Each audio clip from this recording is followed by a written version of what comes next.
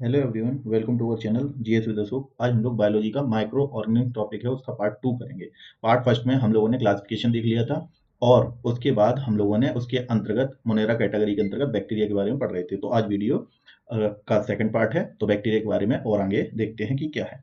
तो स्टार्ट करते हैं। तो हम लोगों ने बैक्टीरिया के टाइप और गुड बैक्टीरिया, बैड बैक्टीरिया, खोज वोज, ये चीज़ें हम लोगों ने देख ली थी। पॉस्चराइजेशन ऑफ मिल्क, टीबी का बैक्टीरिया, ये देख ली थी। अब कुछ और इंपॉर्टेंट बैक्टीरिया जिनके नाम आपके एग्जाम में पूछे जाते हैं और जो कौन कौन सी प्रोसेस में भाग लेते हैं। तो सबसे पहले देखते हैं बैक्टीरिया जो कि इन्वॉल्व हैं किसमें। बैक्टीरिया जो कि नाइट्रोजन फिक्सेशन करने में सहायक हैं, तो इनके नाम पूछे जाते हैं। तो इसमें क्या है, वह बैक्टीरिया जो यूज होते हैं किसमें, नाइट्रोजन को फिक्स करने में। नाइट्रोजन फिक्सेशन होता क्या है? नाइट्रोजन फिक्सेशन वह प्रोसेस है जिसमें कि एटमॉस्फेरिक नाइट्रोजन, यानी कि वातावरण में जो नाइट्रोजन पाई जाती है, जो कि 78% है, हम लोग जानते हैं, तो उसको फिक्स करके नाइट्रेट के रूप में पौधों के उपयोगी रूप में बनाना, इस प्रोसेस को कहते हैं नाइट्रिफिकेशन। ओके, तो बैक्टीरिया जो कि नाइट्रोफिकेशन में यूज होते हैं, उसमें एक है फ्री लिविंग बैक्टीरिया जो कि फ्री लिविंग होते हैं। उसमें कि एक है जो वातापेक्षी यानी कि एरोबिक बैक्टीरिया है और एक है एनारोबिक बैक्टीरिया, मतलब कि एक बैक्टीरिया फ्री लिविंग वो वाले हैं जो कि ऑक्सीजन की प्रेजेंस में रहते हैं और एक जो ऑक्सीजन की अब्सेंस में रहते हैं। तो ये नाम आप लोगों को याद रखने हैं। जैसे कि एरोबिक बैक्टीरिया कौन सा है? एजेटोबैक्टर। तो ये क्वेश्चन आ सकता है कि फ्री लिविंग बैक्टीरिया निम्न में से कौन सा है? तो एजोबैक्टर क्या है? फ्री लिविंग है और वो भी कौन सा है? एरोबिक बैक्टीरिया है। ऐसी एनारोबिक बैक्टीरिया वह बैक्टीरिया हैं जो ऑक्सीजन की एब्सेंस में रहते हैं, जैसे कि ये सॉइल में पाए जाते हैं, जो कि जिसका नाम है क्लस्ट्रोडियम। ठीक है, तो ये भी आपको नाम याद रखना पड़ेगा कि क्लस्ट्रोडियम बैक्टीरिया जो कि सॉइल में रहता है और नाइट्रोजन फिक्सेशन में पार्ट करता है। और एक होता है एनरोबिक बैक्टीरिया का दूसरा नाम क्या है, मतलब कि दूसरा बैक्टीरिया कौन सा है? Purple sulphur bacteria. ओके, तो ये दोनों आपको क्वेश्चन याद रखने हैं। फिर उसके बाद सिम्बायोटिक बैक्टीरिया। सिम्बायोटिक बैक्टीरिया क्या है? तो सिम्बायोटिक बैक्टीरिया जो कि सिम्बायोसिस में रहते हैं, यानी कि सहजीवी बैक्टीरिया जो साथ में रहते हैं, जैसे कि जो लेग्नस प्लांट होते हैं। लेग्नस प्लांट का मतलब जो पल्सेस होती हैं, जो बीन्स होते हैं, उन वो प्लांट, उनके जो रूट्स हैं, उनके रूट के नेड्यूल में रहते हैं। उन बैक्टीरिया का नाम क्या है? उसका नाम है राइजोबियम। तो ये भी आपको याद रखना है। ठीक है, तो राइजोबियम जो बैक्टीरिया है वो कहाँ पाया जाता है? Found in the root nodule of the leguminous plant. Leguminous plant. Okay, leguminous plant. Okay, अब शुगर केन में जो कौन सा बैक्टीरिया पाया जाता है, जो कि उसकी स्टेम नोट में पाया जाता है। जैसे कि शुगर केन होता है, शुगर केन में नोड होता है, इंटरनोड, तो उसकी नोट जो होती है उसमें कौन सा पाया जाता है? ग्लूको एसिडोबैक्टर डाइएजोट्रोपिक्स। ठीक है, ग्लूको एजिटोबैक्टर डाइएजोट्रोपिक्स। ओके, तो इसका नाम भी आपको याद रखना है। फिर उसके बाद इन अदर प्लांट्स में और कौन से फ्रैंकिया है? एजोस्पाइरलम है। तो ये भी बैक्टीरिया और पौधों में पाए जाते हैं, तो इनके नाम बस पूछे जाते हैं और इनके काम पूछे जाते हैं, वो हम लोगों ने देख लिए। अब ऐसे बैक्टीरिया जो कि नाइट्रिफिकेशन में यूज होते हैं।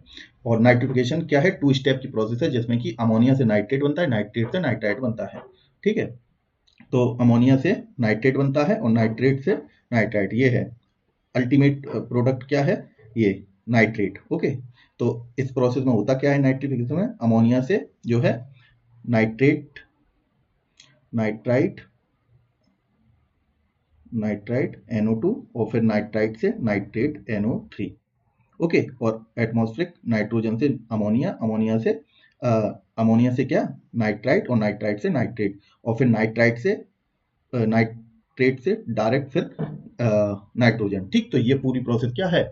ये पूरी प्रोसेस को क्या कहते हैं? Nitrogen fixation. ओके, तो इसमें पहली वाली प्रोसेस में कौन सा बैक्टीरिया काम करेगा? ये वाला एरोबिक वाला करेगा, एजोटोबैक्टर और क्लास्ट्रोडियम।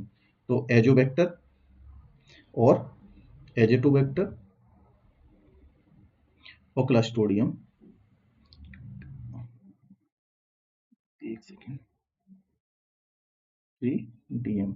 Okay, Azotobacter and Clostridium. फिर उसके बाद सेकंड स्टेप में अमोनिया से और ये नाइट्राइट बनने में कौन सा बैक्टीरिया काम करेगा? नाइट्रोसोमोनास। सोमोनास। ओके, फिर उसके बाद जो नाइट्राइट है, नाइट्राइट से नाइट्रेट के लिए कौन सा बैक्टीरिया? नाइट्रोबैक्टर।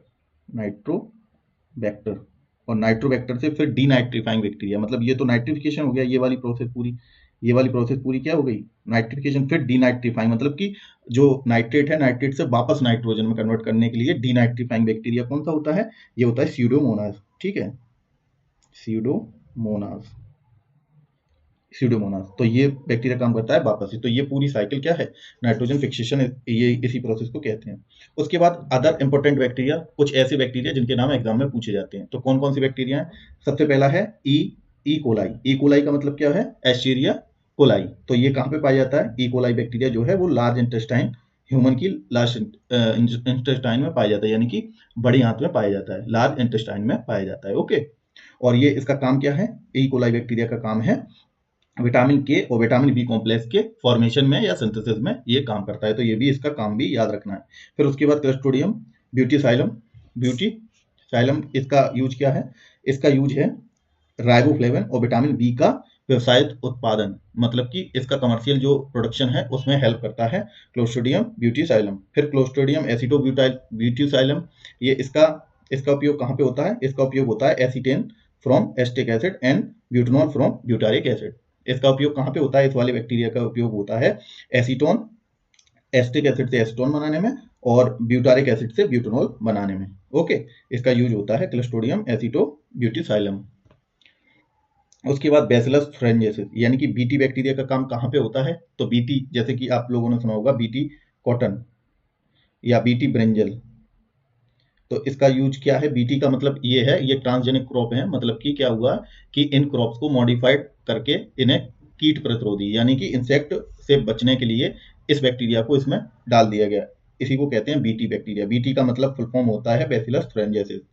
ठीक है, बैसिलस थ्रेंजेसिस बैक्टीरिया का यूज क्या किसके लिए किया जाता है? पेस्ट कंट्रोल के लिए किया जाता है और बीटी क्रॉप्स बनाने के लिए। ठीक है, तो ये भी आपको याद रखना है। फिर उसके बाद नेक्स्ट बैक्टीरिया बायोरेमिडेशन में। बायोरेमिडेशन का मतलब क्या है? ऑयल स्पिल में जो बैक्टीरिया, ऑयल वेपर बैक्टीरिया का यूज किया जाता है, जो कि clean the oil, oil spill, मतलब कि जो ओशियन है, ओशियन में क्या होता है कि ट्रेडिंग में जब ट्रेड होता है तो जहाज से क्या होता है, ऑयल का जो वो होता है ट्रेड, तो उसमें क्या होता है कभी कभार वहां पे पानी में गिर जाने से ऑयल स्पिल हो जाता है, जिससे कि बायोडाइवर्सिटी लॉस होता है। इस वजह से इस बैक्टीरिया का यूज किया जाता है, ऑयल वेपर बैक्टीरिया का, जो कि उस ऑयल को खत्म कर देता है। फिर एंटीबायोटिक में कौन से बैक्टीरिया यूज होते हैं? ये भी आप लोगों को याद रखने हैं कि एंटीबायोटिक्स जो होती हैं उनमें कौन कौन से बैक्टीरिया यूज होते हैं, जैसे कि बेसिट्रेसिन, ठीक है, polymyxin, streptomycin, erythromycin, neomycin B और क्लोरोफिनिकोल। ओके, तो ये सारे एंटीबायोटिक के रूप में उपयोग होते हैं बैक्टीरिया।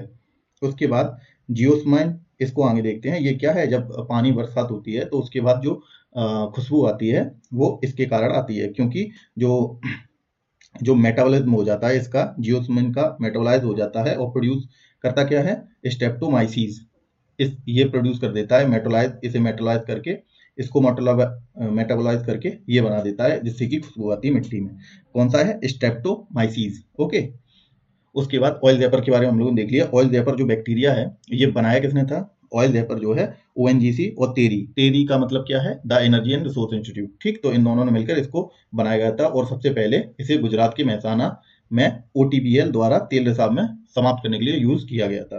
और इसका तकनीकी रूप से पानी, इससे क्या हो जाता है? पानी स्वच्छ हो जाता है और वहां विभिन्न प्रकार के पक्षियों का निवास स्थान भी बन जाता है। ओके, फिर है साइनोबैक्टीरिया। अब देखते हैं नेक्स्ट इसमें साइनोबैक्टीरिया। तो साइनोबैक्टीरिया जिसका दूसरा नाम क्या है? ब्लू ग्रीन एल्गी भी इसका दूसरा नाम है। ये याद रखना है, साइनोबैक्टीरिया जिसका दूसरा नाम क्या है? ब्लू ग्रीन एल्गी, इसको याद रखना है। अब ये क्या है? जो साइनोबैक्टीरिया होते हैं ये क्या करते हैं? ये प्रकाश संश्लेषण में सक्षम होते हैं, यानी कि ये फोटोसिंथेसिस क्रिया करते हैं और ये अपना भोजन स्वयं बनाते हैं। ठीक है, ये पॉइंट इसमें याद रखना है। तो अब ये बैक्टीरिया के बाद हम लोग साइनोबैक्टीरिया के बारे में देख रहे हैं कि ये स्वयं अपना भोजन बनाते हैं। तो इनकी विशेषता क्या है? ये फोटोसिंथेटिक एक्टिविटी कर सकते हैं और ये ऑटोट्रॉफ हैं, क्योंकि ये अपना भोजन क्यों खुद बना रहे हैं? फोटोसिंथेटिक कर रहे हैं ना, इस वजह से। और ये क्या होते हैं? ये फोटोसिंथेटिक प्रोकैरियोट्स हैं और ऑक्सीजन उत्पन्न करने में सक्षम है। अब फोटोसिंथेसिस क्रिया होती है तो क्या ऑक्सीजन का निर्माण होता है, और ये प्रोकैरियोटिक कैटेगरी, क्योंकि मोनेरा कैटेगरी के अंतर्गत है तो प्रोकैरियोटिक तो होंगे। ओके, और इनका दूसरा नाम ये हम लोगों ने देख लिया। फिर उसके बाद एक एक ये है क्वेश्चन कि जो साइनोबैक्टीरिया है एनाबीना, एनोबीना नाम का क्या है? साइनोबैक्टीरिया है, जो कि एजोला, एजोला क्या है? एक फर्न है। ये क्या है? एक साइनोबैक्टीरिया। तो ये दोनों सिम्बायोटिक रिलेशन में रहते हैं और क्या करते हैं, साथ में सहजीवी संबंध यानी कि सिम्मेट्रिक रिलेशन बनाते हैं और जो बायो फर्टिलाइजर के रूप में उपयोग होते हैं कहाँ पे, धान की खेती में। तो ये भी आपको याद रखना है। जो एक सिम्मेट्रिक रिलेशनशिप जो साइनोबैक्टीरिया जिसका नाम क्या है, एनावीना, वो किसके साथ, एजोला एक फर्न है उसके साथ सिम्मेट्रिक रिलेशन में रह के यानी कि सहजीवी संबंध में रह के धान के खेतों में बायो फर्टिलाइजर के रूप में उपयोग किया जाता है। तो ये पॉइंट भी आपको याद रखना है, ठीक है, कि धान की खेती में कौन से बैक्टीरिया जो है कौन से सिम्बायोटिक रिलेशन में बायो फर्टिलाइजर के रूप में उपयोग किए जाते हैं। ओके, अब नेक्स्ट बैक्टीरिया है लैक्टोबैसिलस। तो लैक्टोबैसिलस जो बैक्टीरिया है इसका काम क्या है, दूध को जमाने में इसका उपयोग किया जाता है, ठीक है। ये लैक्टोज को लैक्टिक एसिड में परिवर्तित कर देता है, ठीक है। लैक्टोज जो कि क्या है, मिल्क शुगर है, मिल्क शुगर है, और इसको क्या लैक्टिक एसिड में कन्वर्ट कर देता है। कौन सा बैक्टीरिया, लैक्टोबैसिलस, जिससे कि दूध से दही बनने की प्रोसेस हो जाती है कंप्लीट। फिर माइकोकोकस, एक माइकोकोकस बैक्टीरिया, ये कहाँ पे पाया जाता है, ये तंबाकू के पौधों में पाया जाता है। ओके, ये भी आपको याद रखना है। लैक्टोबैसिलस तो सरल है क्योंकि ये सबको ही पता होगा, लेकिन माइकोकोकस क्या है, ये वहां पे पाया जाता है, कहाँ पे, तंबाकू के पौधों में। ओके, फिर बैसिलस मैग्नीथीरियम। अब बैसिलस मैग्नीथीरियम जो है वो कहाँ पे पाया जाता है, ये चाय के पौधे में सुगंध के लिए उपयोग किया जाता है, ठीक है। तो बैसिलस मैग्नीथीरियम ये कहाँ पे यूज होता है, चाय में खुशबू के लिए, अरोमा के लिए। ओके, फिर बीटी का हम लोगों ने देख लिया, ये बैसिलस फ्रेंजिस कपास में जैविक कपास की कीट नियंत्रण के लिए उपयोग किया जाता है, ये हम लोगों ने देख लिया। बायोरेमिडेशन वाला ये भी देख लिया। बायोरेमिडेशन में हम लोगों ने ऑयल वेपर बैक्टीरिया जो कि ओएनजीसी और थ्योरी ने बनाया था, ठीक है, C plus the energy and resource institute द्वारा बनाया गया था। और एंटीबायोटिक के लिए भी देख लिए, एंटीबायोटिक में देख लिया। और ये भी देख लिया स्ट्रेप्टोमाइसिटीज जो कि बैक्टीरिया है जिसे जियोस्माइन भी कहा जाता है, और ये मेटाबोलाइज होके स्मेल आती है जब पानी बरसता है, तो मिट्टी की खुशबू इसी के कारण आती है, इसके मेटाबोलाइजेशन के कारण। ओके, जिसका दूसरा नाम भी क्या है, जियोस्माइन है। और बैक्टीरिया का एक्चुअल में नाम क्या है, स्ट्रेप्टोमाइसिटीज। तो ये भी याद रखना, जो मिट्टी में खुशबू किसके कारण आती है, स्ट्रेप्टोमाइसिटीज के कारण आती है, क्योंकि इसका मेटाबोलाइजेशन हो जाता है। फिर अब देखते हैं next Archie bacteria. Archie bacteria क्या है, आर्की बैक्टीरिया के बारे में अगर हम लोग देखें, नेक्स्ट कलर, हाँ अब देखते हैं आर्की बैक्टीरिया। अरे एक सेकंड, हाँ आर्की बैक्टीरिया क्या है, ये बैक्टीरिया और यूकैरियोट्स यानी कि बैक्टीरिया और यूकैरियोट्स के बीच की कड़ी है। यानी कि बैक्टीरिया क्या होते हैं, प्रोकैरियोट्स, और यूकैरियोट्स के बीच की कड़ी है, ये भी कह सकते हैं, या बैक्टीरिया या यूकैरियोट्स के बीच की कड़ी है। यूकैरियोट्स मतलब कि जिनमें की ट्रू न्यूक्लियस पाया जाता है, ऐसे जिसमें कि न्यूक्लियस पाया जाता है उन्हें क्या कहते हैं, यूकैरियोट्स, और जिनमें नहीं पाया जाता उन्हें प्रोकैरियोट्स। तो इनके बीच की कड़ी कौन है, आर्की बैक्टीरिया। अब अधिकांशता, अब आर्की बैक्टीरिया के बारे में देखते हैं, आर्की बैक्टीरिया के बारे में क्या क्या पॉइंट है। तो आर्की बैक्टीरिया जो है वो क्या होते हैं, ऑटोट्रॉफ होते हैं, ऑटोट्रॉफ होते हैं, और वह प्रकाश संश्लेषण की क्रिया करते हैं। अब प्रकाश संश्लेषण की क्रिया करेंगे तभी तो इन्हें ऑटोट्रॉफ कहेंगे। तो मतलब कि आर्की बैक्टीरिया भी ऑटोट्रॉफ है, मतलब कि अपना भोजन स्वयं बनाते हैं। और ऊर्जा, ये अपनी एनर्जी कहाँ से लेते हैं, एनर्जी जो है आर्की बैक्टीरिया लेते हैं अमोनिया से, और सेकंड मीथेन, और third hydrogen sulphide. Okay, H2S, hydrogen sulphide से, इन तीनों चीजों से एनर्जी लेते हैं। और ये किस प्रकार से लेते हैं, इनमें जो ये क्या करते हैं, ये जो रसायन है इनमें उपस्थित होते हैं, और ये अपने अमीनो एसिड से प्रोटीन बना देते हैं। ओके, मतलब प्रोटीन के रूप में एनर्जी ग्रहण कर लेते हैं इन चीजों से बना के। तो आर्की बैक्टीरिया के बारे में ये पॉइंट हो गए।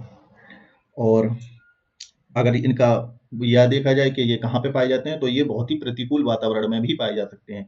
जैसे कि हेलोफाइल, ये अत्यधिक नमक वाले क्षेत्र यानी कि पानी में, समुद्र में पाए जा सकते हैं। और थर्मो एसिडोफिलीज यानी कि गर्म झरने में, और मिथेनोजन्स यानी दलदली क्षेत्र में भी पाए जा सकते हैं। अब मिथेनोजन्स की अगर बात करें तो मिथेनोजन्स होते क्या हैं, मिथेनोजन्स जो हैं जो कटिंग करते हैं, मतलब कि जो जुगाली वाले जानवर होते हैं, बोवाइन एनिमल जैसे कि गाय भैंस, उनकी आंतों में पाए जाते हैं कौन से, मिथेनोजन। और इनका काम क्या है, मिथेनोजन्स का काम क्या है, बायोगैस का उत्पादन करना, ठीक है। तो ये क्या करते हैं, ये आंतों में पाए जाते हैं कौन से जानवरों की, जो बोवाइन होते हैं या जुगाली करने वाले जानवरों के आंतों में पाए जाते हैं, और जो कि बायोगैस के निर्माण में सहायक हैं, क्योंकि इनसे जो गोबर होता है वहां से क्या मीथेन गैस ही तो बनती है, गोबर से मीथेन उत्पादन में सहायक होते हैं। और अन्य बैक्टीरिया से अलग होते हैं ये, और इनकी कोशिका भित्ति संरचना भी भिन्न होती है। ये बैक्टीरिया से अलग होंगे आर्की बैक्टीरिया, और इनकी कोशिका भित्ति जो है वो भी क्या होगी, भिन्न होगी। और जिससे कि भिन्न है, इसी वजह से ये जो प्रतिकूल वातावरण में भी जीवित रहते हैं। ओके, फिर दूसरा है यू बैक्टीरिया। अब आर्की बैक्टीरिया देख लिया, अब देखते हैं यू बैक्टीरिया। यू बैक्टीरिया का मतलब ट्रू बैक्टीरिया। ये हजारों प्रकार के बैक्टीरिया होते हैं जिन्हें, और ये ट्रू बैक्टीरिया है, मतलब कि यू बैक्टीरिया का मतलब क्या है, ट्रू बैक्टीरिया। और इनकी सेल वॉल जो है वो सॉलिड यानी कि कठोर होती है, ये भी आपको पॉइंट याद रखना है यू बैक्टीरिया के बारे में। और इनकी मोटालिटी, मोटालिटी यानी कि गतिशीलता के लिए, मतलब ये चलने के लिए किसका उपयोग करते हैं, फ्लैजिलम का उपयोग करते हैं। तो ये पॉइंट आपको याद रख कि फ्लैजिलम का उपयोग कौन करता है, यू बैक्टीरिया। अब देखते हैं सेकंड किंगडम। अब हम लोगों ने क्या मोनेरा के बारे में देख लिया, मोनेरा के बारे में देख लिया। 5 किंगडम क्लासिफिकेशन पढ़ रहे हैं हम लोग 5 किंगडम जो कि आर एच विटकर ने दिया था, उसमें मोनेरा कैटेगरी के अंतर्गत हम लोगों ने देख लिया। अब सेकंड किंगडम है प्रोटिस्टा। ठीक है, प्रोटिस्टा के बारे में हम लोग देखते हैं कि प्रोटिस्टा में इस समूह में कई प्रकार के एक कोष की जीव पाए जाते हैं। अब हम लोगों ने मोनेरा में देखा था, इसमें भी सारे कौन से जीव पाए जा रहे थे, यूनिसेलुलर, सेलुलर और प्रोकैरियोट्स, प्रोकैरियोटिक। ओके।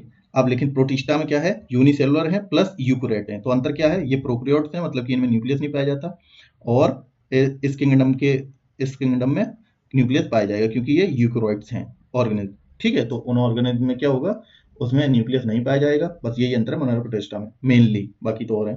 तो ये शामिल होते हैं इस समूह में कई प्रकार के यूनिसेलुलर और यूकैरियोटिक ऑर्गेनिज्म शामिल होते हैं, जैसे कि यूनिसेलुलर एल्गी। जैसे कि कौन कौन से इसमें आते हैं एग्जाम्पल, जैसे कि एल्गी हो गया, प्रोटोजोआ हो गया, और यूनिसेलुलर फंगी। ओके, ये इसके एग्जाम्पल हैं। अब इनमें से कुछ जो जीव हैं, इनकी मोटेलिटी के ऊपर क्वेश्चन क्या पूछे जाते हैं, ये देखते हैं कि इनके उपांगों के ऊपर क्या क्वेश्चन पूछे जाते हैं। जैसे कि सीलिया, जो कि प्रोटिस्टा कैटेगरी के जो सीलिया जो है, सीलिया क्या है, जो पैरामीशियम है, जो कि ये इसी जगत में आएगा प्रोटिस्टा में। तो वो जो चलता है वो किसके कारण चलता है, सीलिया के कारण।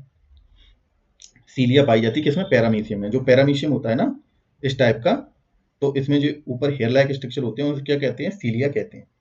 ओके, और ये पूछा जाता है ऑर्गन, पैरामीशियम में क्या होता है, सीलिया। और फ्लैजिला किसमें होता है, यूग्लिना में। जो यूग्लिना होती है, यूग्लिना में क्या होता है, जो ऊपर निकला रहता है एक, तो उसे क्या कहते हैं, फ्लैजिलम कहते हैं। ये खाने में काम करता है, चाबुक जैसी संरचना जैसे युग्लिना में पाई जाती है, उसे फ्लैजिलम कहते हैं। तो ये याद रखते हैं कि सीलिया कहाँ पे, पैरामीशियम पाई जाती है, उसके बाद युग्लिना में फ्लैजिलम पाया जाता है। अब इनके पोषण के तरीके जो प्रोटिस्टा जगत में है, इनके जो है पोषण के तरीके क्या हैं, ये ऑटोट्रॉप होते हैं और हेटेरोट्रॉप भी होते हैं। मतलब कि इस जगत में जो ऑर्गेनिज्म पाए जाते हैं वो क्या होते हैं, एक तो ऑटोट्रॉप भी होते हैं और हेटेरोट्रॉप भी होते हैं, यानी कि स्वपोषी भी होते हैं और परपोषी भी होते हैं। ऑटोट्रॉप में जैसे कि शैवाल और डायटम्स। ठीक है, शैवाल और डायटम। परपोषी में जैसे प्रोटोजोआ। ये क्या है इसके ये एग्जाम्पल हैं कि ऑटोट्रॉफ कौन से हैं और हेटेरोट्रॉफ कौन से हैं। एग्जाम्पल के लिए कौन कौन से हैं, जैसे कि युग्लिना है, ट्रिप्नोसोमा और अमीबा, प्लाज्मोडियम, पैरामीशियम या क्लाइमाइडोमोनाज और क्लोरेला। ओके, तो ये होते हैं। अधिकांशतः प्रोटिस्टा जली होते हैं, मतलब कि इस जगत में जो ऑर्गेनिज्म पाए जाते हैं वो मैक्सिमम क्या है, वो मैक्सिमम जली है, जली जीव है। ओके, और कुछ जीवों में फ्लैजिला पाया जाता है, कुछ में सीलिया। हमने देख लिया सीलिया कहाँ पे, पैरामीशियम में, फ्लैजिला यूग्लिना में, जो उन्हें गतिशीलता यानी कि मोटालिटी के लिए उपयोग किया जाता है, यानी कि चलने फिरने खाने पीने में यूज किया जाता है। और जो अगर रिप्रोडक्शन की बात करें तो एसेक्सुअल भी है और सेक्सुअल भी है, मतलब कि सेक्सुअल है और एसेक्सुअल है। और जिससे कि कोशिका का सेल फ्यूजन और जाइगोट फॉर्मेशन होता है। तो इनमें से पॉइंट कौन से याद रखने हैं, ये याद रखने की पैरामीशियम में सीलिया पाए जाते हैं, जो कि चलने फिरने में उसकी मोटालिटी के लिए और प्रे मतलब कि खाना खाने में यूज किया जाता है। ऐसी युग्लिना में जो फ्लैजिला ऊपर निकला होता है, युग्लिना जो होती है, युग्लिना जैसे कि ऐसा मान लेते हैं, ठीक, तो इसके ऊपर जो निकला रहता है इसे कहते हैं फ्लैजिला, और ये छोटे छोटे जो पैरामीशियम निकले रहते हैं इसे कहते हैं सीलिया। ओके, उसके बाद ये देखना है कि इसका जो वो है न्यूट्रिशन, उसमें क्या है, न्यूट्रिशन में ये ऑटोट्रॉप भी हैं और हेटेरोट्रॉप भी हैं। ओके, ऑटोट्रॉप में शैवाल हैं, डायटम्स हैं, हेटेरोट्रॉप में प्रोटोजोआ आता है। और ये सारे क्या हैं, यूनिसेलुलर और यूकैरियोटिक तो हैं ही हैं। ओके, नेक्स्ट देखते हैं। अब एल्गी जो है, इसमें एग्जाम्पल था ना एल्गी, तो एल्गी के बारे में देख लेते हैं, एल्गी से कौन कौन से क्वेश्चन बनते हैं। तो एल्गी जो है वो 3 प्रकार की होती है, एक तो ग्रीन एल्गी, एक ब्राउन एल्गी और एक रेड एल्गी। ओके, तो ग्रीन एल्गी जिसका नाम क्या है, क्लोरोफाइसी, क्लोरोफाइसी। ओके, क्लोरो मतलब ग्रीन, फाइसी मतलब ये एल्गी। ओके, तो ग्रीन एल्गी मतलब क्लोरोफाइसी। ऐसी फियोफाइसी मतलब कि ब्राउन एल्गी।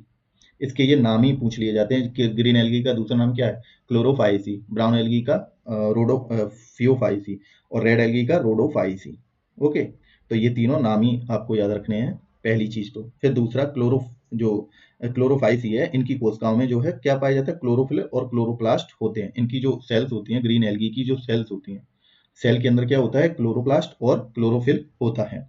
उदाहरण इनके एग्जाम्पल ही पूछे जाते हैं, जैसे ग्रीन एल्गी के एग्जाम्पल बताएं, तो ग्रीन एल्गी का निम्न में से कौन सा एग्जाम्पल है, या ग्रीन एल्गी निम्न में से कौन सी है, ऐसे क्वेश्चन आ सकते हैं। तो इसमें क्लाइमेडोनास, क्लाइमाइडोमोनास, ठीक है।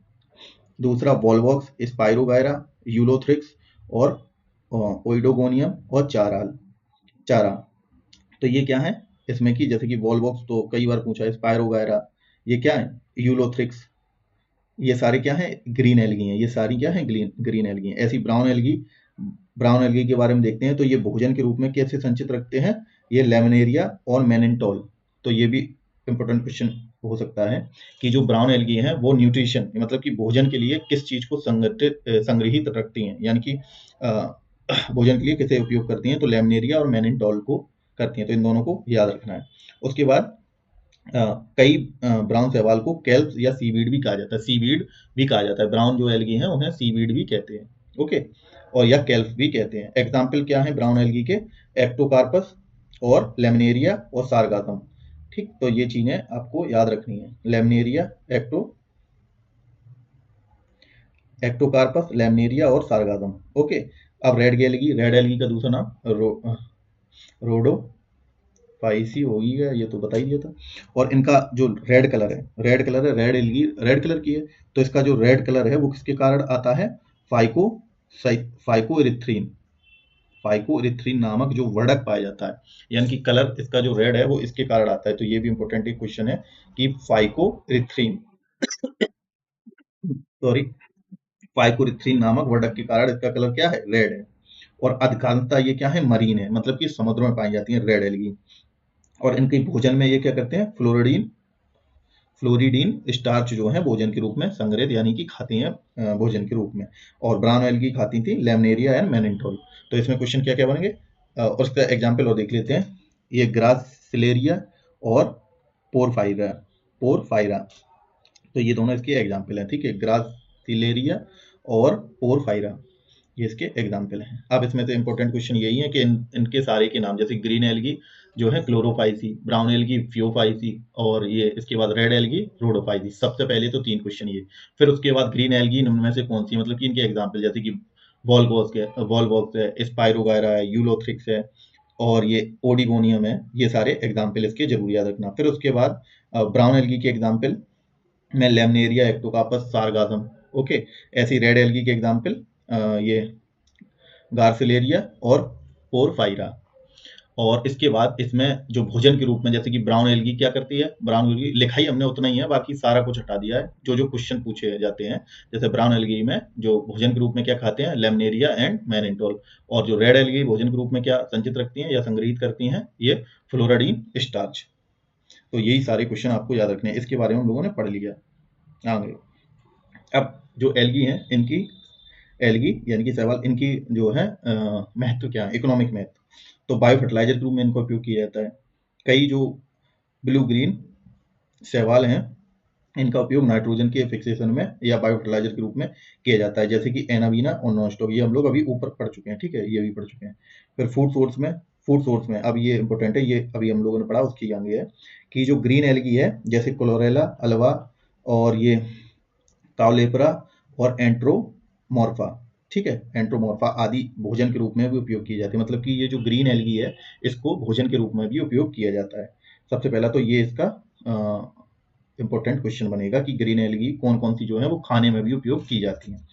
फिर उसके बाद जो क्लोरेला है, इसमें लगभग 50% क्या है, प्रोटीन का अच्छा सोर्स है। मतलब कि जो क्लोरेला है, जो कि एक ग्रीन एल्गी है, तो वो क्या है, उसको खाने में इस वजह से यूज किया जाता है क्योंकि उसमें प्रोटीन जो है वो 50% होती है, और फैट 20% और कार्बोहाइड्रेट मिलके 20% होते हैं।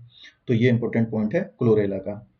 उसके बाद क्लोरेला जो है ग्रीन एल्गी, इससे एक एंटीबायोटिक भी बनती है। एंटीबायोटिक का नाम क्या है, क्लोरोलिन, ठीक है, क्लोरीलिन।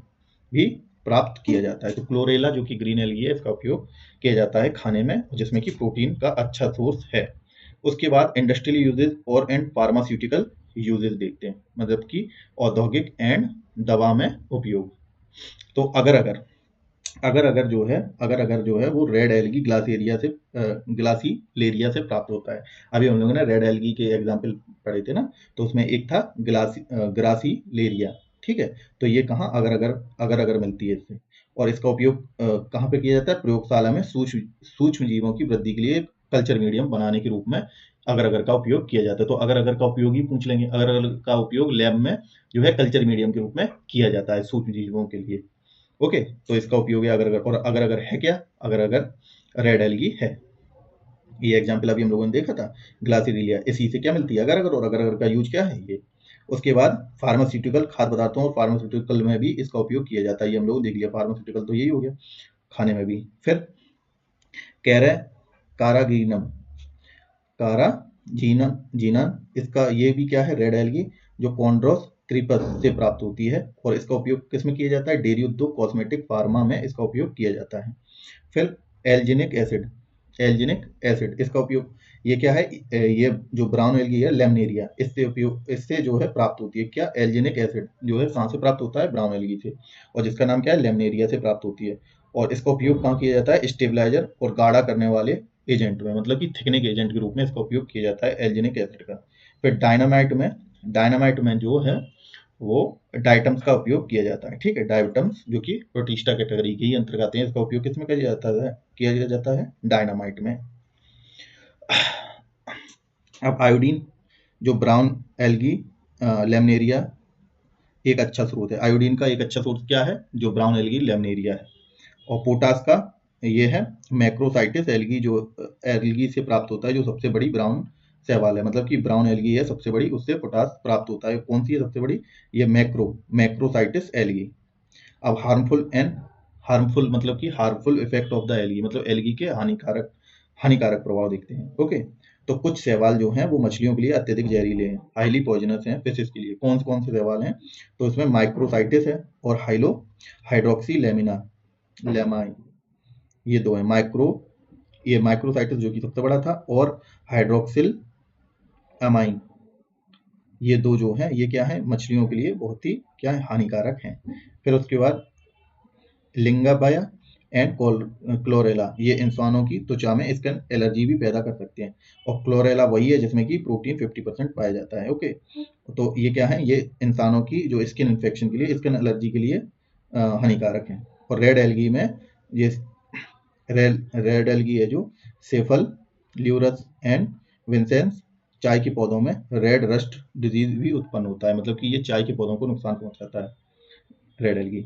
फिर एल्गल बूम और जल प्रदूषण। अब इसे क्या कहते हैं? एल्गल बूम, ये भी क्या है? हानि है इसकी, एल्गी की। तो जब जल में अधिक मात्रा में पोषक तत्व, जब कोई भी अगर वाटर है उसमें क्या है? न्यूट्रिशन, यानी कि पोषक तत्व ज्यादा मात्रा में बढ़ जाते हैं, तो क्या होता है? शैवाल जल सतह में फोम या साबुन जैसे लथेर के रूप में उग जाते हैं। मतलब कि जैसे कि फोटो लगी होगी, शायद नहीं लगी है, तो मतलब क्या होता है कि जो कवर कर लेते हैं ऊपर उसमें वाटर को, जिससे कि क्या होता है? जैसे कि यह जो अंदर जो जीव हैं उनको ऑक्सीजन जो है, सनलाइट जो है वो नहीं मिल पाती है, और उनकी मृत्यु हो जाती है। तो ठीक है, तो उसे एल्गल ब्लूम कहते हैं। जब न्यूट्रिशन की मात्रा बढ़ जाती है वाटर में, तो क्या वहां पे ऊपर पूरी सरफेस पे एल्गी हो जाती है।